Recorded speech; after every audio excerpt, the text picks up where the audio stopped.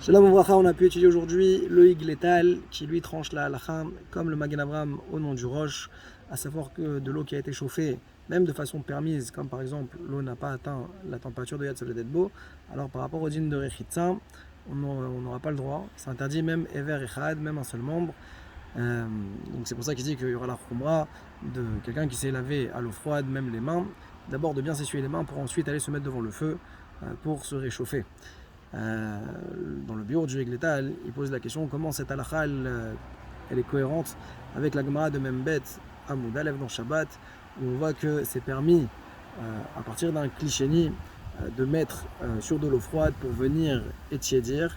Et là-bas, quand on dit que c'est permis, c'est même pour Echitza, pour se laver Panaviada Veraglav.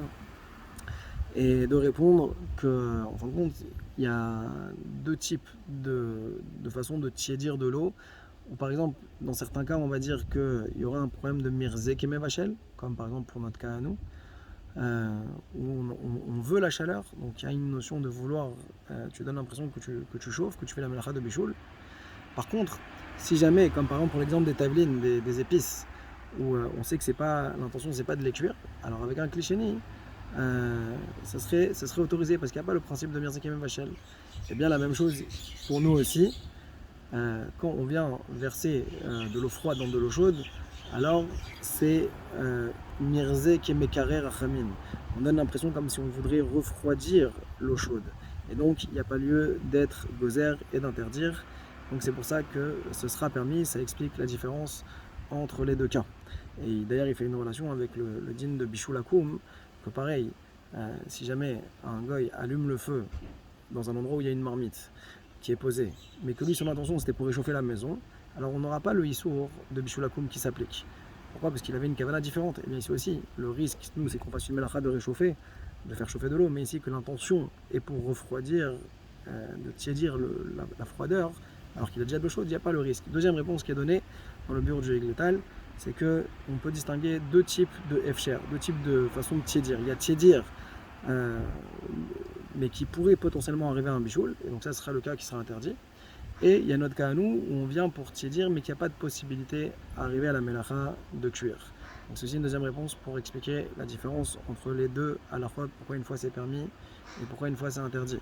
On a vu également le Magen Avraham, dans le Siman Shin Kavav Seif Gimel, qui rapporte la halakha que si jamais on a mis depuis Erev Shabbat de l'eau froide dans la cuve où il y a les tuyaux qui vont conduire l'eau froide et que l'eau va ensuite être chauffée pendant Shabbat, alors dans ce cas-là, ça s'appellera aussi un din de Atmana, mais c'est pas une Atmana Advar Mosif Fevel.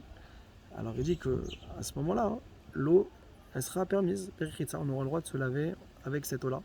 C'est vrai qui va égariger, mais il y a une contradiction ici dans les mots du Magen Avraham, puisque lui, le Magen Avraham, qu'est-ce qu'il tranche?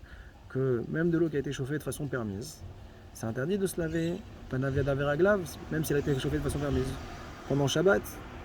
Et ici aussi, l'eau elle a chauffé finalement pendant Shabbat, même si l'eau froide elle est arrivée avant Shabbat, ça s'est réalisé pendant Shabbat.